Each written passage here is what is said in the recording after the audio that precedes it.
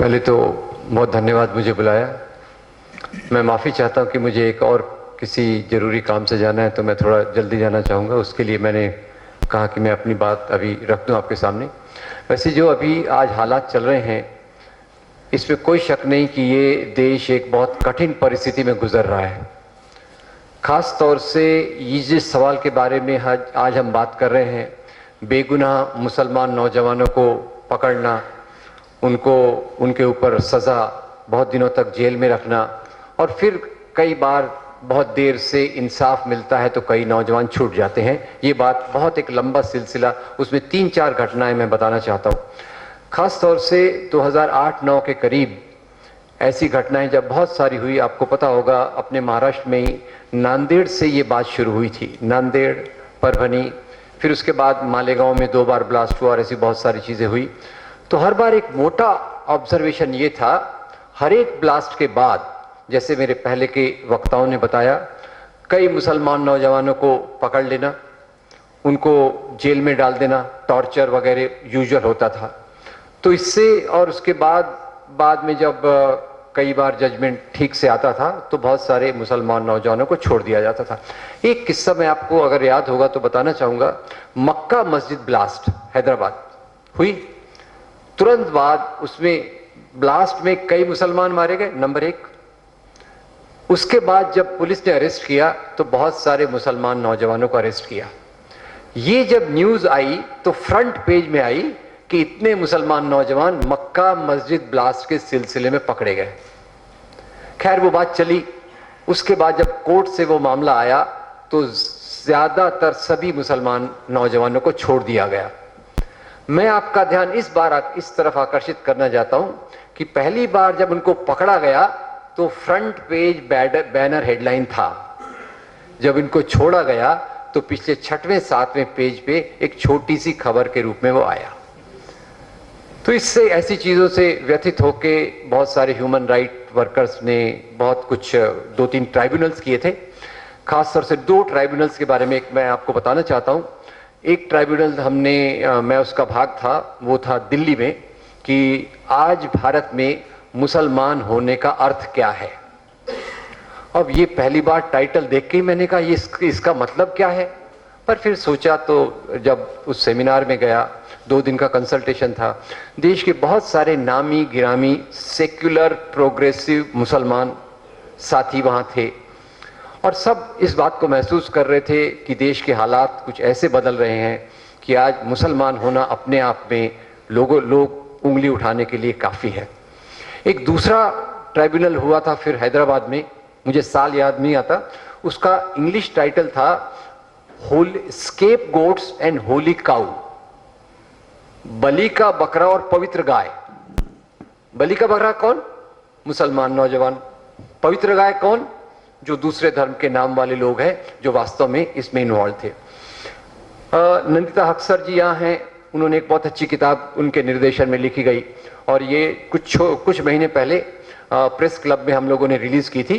आमिर खान नाम का एक 18 साल का नौजवान, जो 18 साल की उम्र में पकड़ा गया, 14 साल तक जेल में रहा, कुछ आरोप नहीं निकला, उसको छोड़ दिया गया। नंदिता जी उसके बारे में और अच्छे से बताएंगी आप लोगों को।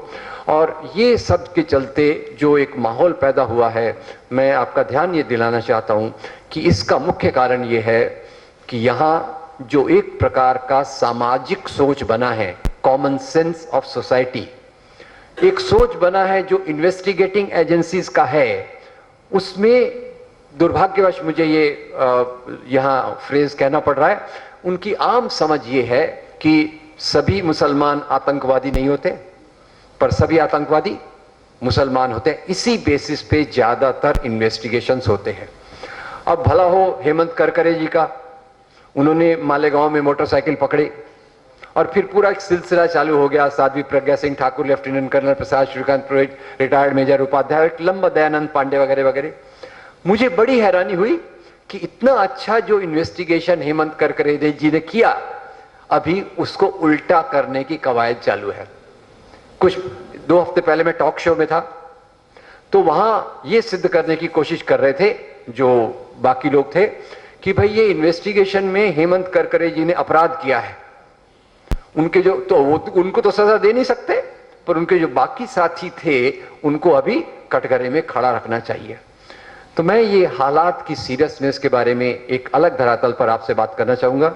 जज साहब यहाँ हैं, बाकी दोस्त लोग यहाँ हैं जो केस की गहराई के बारे में अपना ध्यान रोशन करेंगे, पर इसके पीछे जो आज राजनीतिक हालात हैं, खासतौर से 20 साल से 25 साल से एक वातावरण जो बन रहा है धार्मिक अल्पसंख्यकों के खिलाफ, जो देश में डॉक्टर अंबेडकर का भारतीय संविधान है जो हमको सबको बराबरी का अधिकार देता है, उस अधिकार के साथ यह भी बात रखता है कि जो अल्पसंख्यक है उसको अपनी पूरी पूरी इज्जत से माइनॉरिटी राइट्स के साथ जीने का अधिकार है।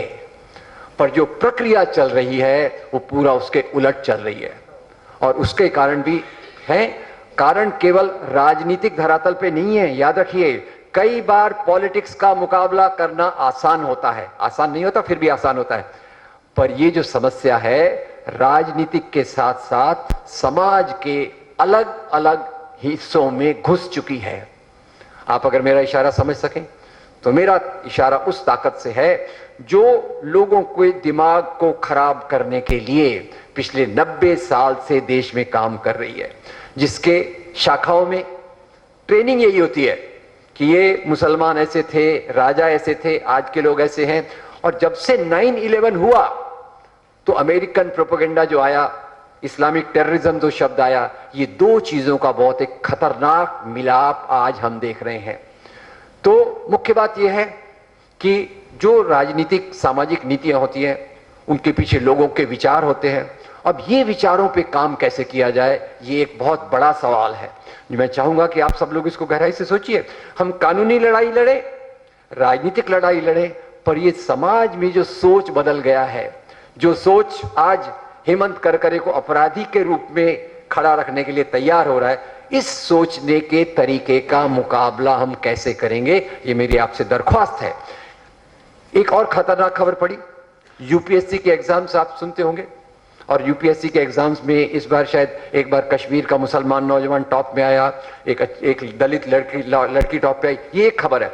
दूसरी मैं जो आपको खराब खबर बताना चाहता हूं, ये यूपीएससी में जितने लोग सक्सेसफुल होते हैं, सफल होते हैं, उसमें से करीब 40% लोग ऐसी एकेडमी से ट्रेनिंग लेके आते हैं जो आरएसएस द्वारा चलाई जाती हैं।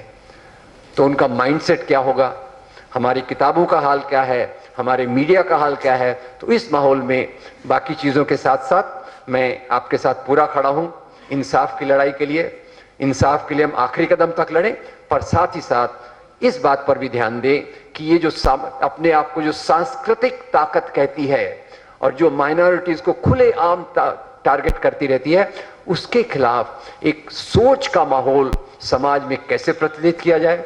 हो सकता है वीडियो, यूट्यूब वीडियो होगा, व्हाट्सएप का माध्यम होगा, फेसबुक का माध्यम होगा, बाकी प्रचार के माध्यमों के साथ के द्वारा हम अपनी सच्चाई को पूरे समाज तक फैलाने की कोशिश करें, ये मेरी अपील होगी। बहुत शुक्रिया आपका।